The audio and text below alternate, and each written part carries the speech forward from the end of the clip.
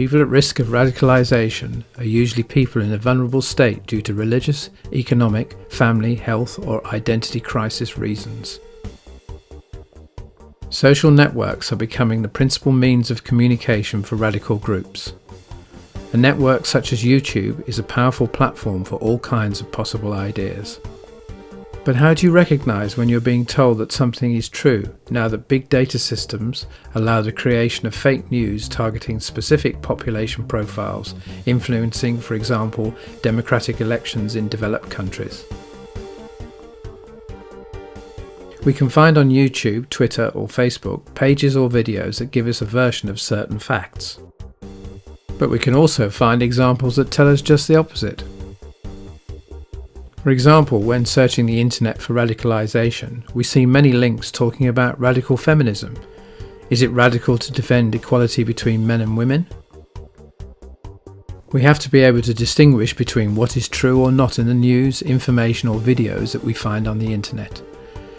We need to learn to be more critical about everything that comes our way visually, because we are able to continue eating our popcorn while we watch the biggest atrocities on our screens. We are at a point where our reality is dictated by the screens, the computer, the television, rather than real life. We're worth a lot, independently of the number of followers on Facebook, Instagram or Twitter.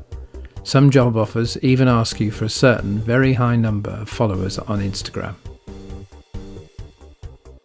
But how can we achieve discernment if everything around us leads us in the opposite direction? We have to recognise when we are being deceived. How do you recognise that if a YouTuber is telling us something real or he's simply trying to eat our brain with his own ideas? We must identify news sources and check if the same news or information is accessible in different media or sources. We must read the complete articles, not just the headlines, as this leads to the risk of spreading false information even if we disagree with the content. We have to check the date and context of what we read and share. And if we are not able, we should ask for help from other people around us who can help us discover the truth of news and information.